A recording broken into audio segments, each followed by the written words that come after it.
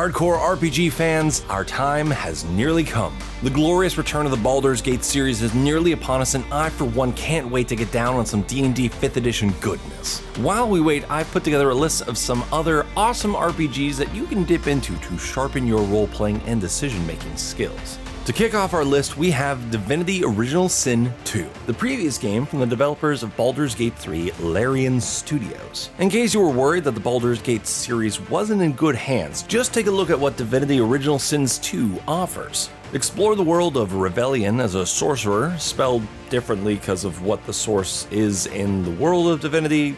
Play the game, it'll make sense. And defend it from a terrifying new evil, the Void Woken. You can create your own character from a healthy selection of origins and races, interact with everybody and everything, and eliminate NPCs indiscriminately without making the game incompletable. Don't ask me how I know that. Divinity Original Sin 2 is universally acclaimed for a reason, and its dedication to complex storytelling, infinite role-playing options, and intense turn-based combat makes it an RPG worth the 70 hours of your life that it takes to complete. The definitive edition of the game, released in 2019, adds a bunch of new features, including rebalanced combat, a detailed tutorial, and even new story content. It even has a game creator to create your own D&D campaigns within the game. An experience Larian Studios carried over into Baldur's Gate 3. Pathfinder Kingmaker. Heading over to the Pathfinder side of tabletop RPGs turned video games, we have Pathfinder Kingmaker. Owlcat Games did a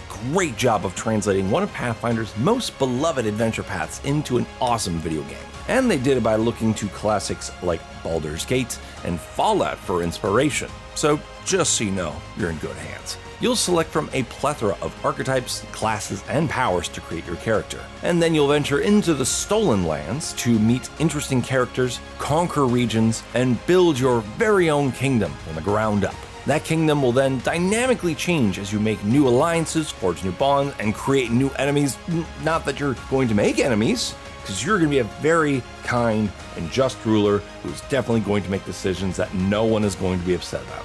This is one of the most hardcore video game RPGs out there, and with over 100 hours worth of game packed into it, it'll definitely be keeping you busy. Kingdoms of Amalur Re-Reckoning. If you want a little break from isometric computer RPGs before you sign your life over to Baldur's Gate 3, then I'd recommend checking out Kingdoms of Amalur Re-Reckoning. This one is a remake, remaster, re-release, take your pick, of a pretty highly acclaimed action RPG from 2012. The Re-Reckoning edition was released in 2020 and packs in all of the original DLC, along with upgraded graphics and gameplay adjustments. But that's not what made Kingdoms of Amalur awesome. That's just making Re-Reckoning the best version. The game's story of the Fateless One and the magical world of Amalur were conceptualized by fantasy author R.A. Salvatore and comic book artist Todd McFarlane. You know, the guy who made Spawn, iconic character Spawn that hopefully we all recognize, and because if we don't, I'm going to really feel sad. Embarking on this quest, interacting with its colorful NPCs, and engaging in real-time combat feels better than ever,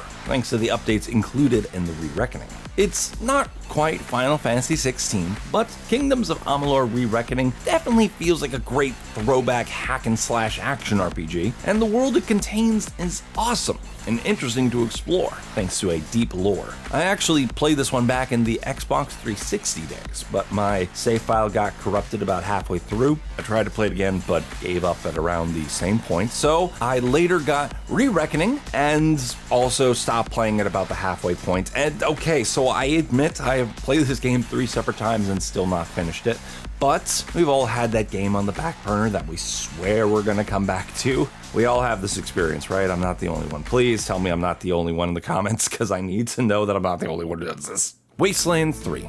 If you're looking for a game like Baldur's Gate 3 with a setting that's more Mad Max than magic and axes, then allow me to introduce you to Wasteland 3. Developed by In Exile Entertainment, the studio that brought us Torment, Tides of Numenera, and the Bard's Tale series, Wasteland 3 is a post-apocalyptic turn-based RPG that takes place in the scariest, most deadly setting in video game history, Colorado.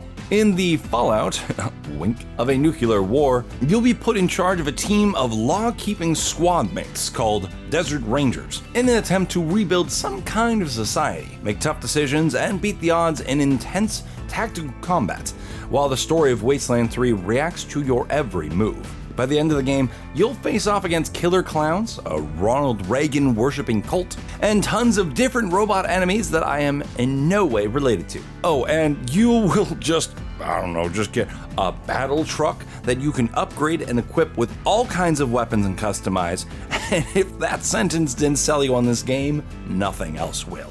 Pillars of Eternity 2: Deadfire. Obsidian Entertainment is responsible for amazing games like Outer Worlds and Fallout New Vegas, but if we're talking about something comparable to Baldur's Gate 3, I'm going to have to go with Pillars of Eternity 2: Deadfire. Built on the concepts of D&D, Pillars of Eternity 2: Deadfire puts you as the captain of a ship on a voyage to explore the archipelago of Deadfire. So, hence the name. Anyways, there are new stories, quests, and NPCs to interact with at every single port, and deep character customization, narrative-shifting decisions, and multiple combat modes that will keep you locked into the world of Pillars of Eternity for a good amount of time. Oh, and did I mention that the goal of the game is to chase down a god? Ethos, the god of light and rebirth, kind of wakes up and destroys an entire city while draining the souls of everyone in it, and you have to catch up with him to find out, dude, why? Tower of Time. Our next game is from a relatively new indie studio called Event Horizon. This one doesn't have the clout or hype of games like Pillars of Eternity or Divinity behind it, but it's actually a surprisingly good strategy RPG experience. And while it does boast a 50+ hour narrative with dramatic twists and turns, its real selling point is its interesting take on strategy RPG combat. Most games in the genre are either turn-based or real-time, with the exception of Pillars of Eternity 2, which kind of has both, but Tower of Time has something called arrow time combat. At its core, this is a real-time combat, but you also have complete control over the passage of time itself. So you can pause to look over your tactical options, slow it down to make sure you get to see every little nuisance of your decision-making in these deeply tactical puzzles, and in the world of Artara, where technology and magic have fused together to become a devastating force, there is always plenty of flashy action to appreciate. The Last Spell. For a game that combines tactical RPG mechanics with fortress building and tower defense, look no further than The Last Spell. Brought to us by Ishtar Games, The Last Spell takes place in a world where there are no more wars. But unfortunately, the thing that ended the wars was called the Cataclysm, so it opened up interdimensional doorways that monsters and mutants spill out of every night, so we're just not fighting each other, so it kind of evens out. During the day, you're going to build up fortifications, carry out repairs, and prepare your heroes for what comes at night. Intense, overwhelming waves of creatures that require high-level tactical decisions and resolve to eliminate in turn-based combat. You're outnumbered, under-equipped, and losing hope, but you're all that stands between humanity and the night creatures. Also, thanks to roguelite elements, every failure is also a chance to learn and grow stronger. Okay, I know this one isn't quite built on D&D like the other games on this list, but I've personally poured hours and hours into The Last Spell, so I can vouch for its awesomeness. It's definitely worth the price, but get ready to fail like a lot. Cyberpunk 2077. If you're excited to play Baldur's Gate 3 because of the deep narrative with nearly 200 hours worth of cutscenes with its gameplay as just a delivery vehicle for that, then allow me to point you to another super long RPG with an awesome story. And not to sound biased, but this one does have robots in it, just saying. You've probably heard about the long road to success that Cyberpunk 2077 has had since its launch in 2020. It first released in a pretty broken state, but at least the glitches were funny. But ever since then, CD Projekt Red has been trying to make the game better and better, and then Netflix uploaded Cyberpunk Edgerunners, which brought a whole lot of people back to a much better experience. And now, it's as awesome as it was supposed to be all those years ago. Better late than never, I guess? And Cyberpunk explore the gold-plated penthouses as well as the trash-covered streets of Night City as your solo, V, who literally has Keanu Reeves living in her head. With his help in your head, you can Splinter Cell or John Wick or anything you can think of in between your way through missions all over Night City, either sneaking out without a trace, hacking enemies from the shadows, chopping them into tiny pieces, blowing them into tiny pieces, leaving a pile of enemies in your wake. The amount of ways you can complete these missions is honestly staggering. Honestly, I prefer the gorilla arms, and being able to punch people for days, can't beat it. Disco Elysium. Instead of a combat-heavy fantasy RPG, this game is a dialogue-focused RPG set in the modern world. Curiously, that means Disco Elysium has little to no combat. Instead, gameplay involves navigating conversations and frequent skill checks to determine your dialogue options and their outcomes.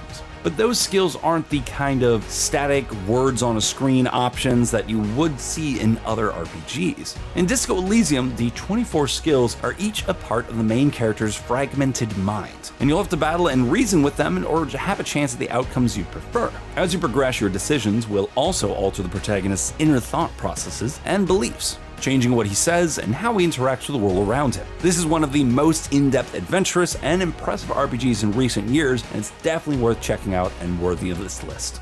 And if there are any other games you'd recommend before diving headfirst into Baldur's Gate 3, let us know down in the comments. And if you're still watching this video by now, you'll get a point of inspiration towards your next D&D game. Tell your DM I said it was okay.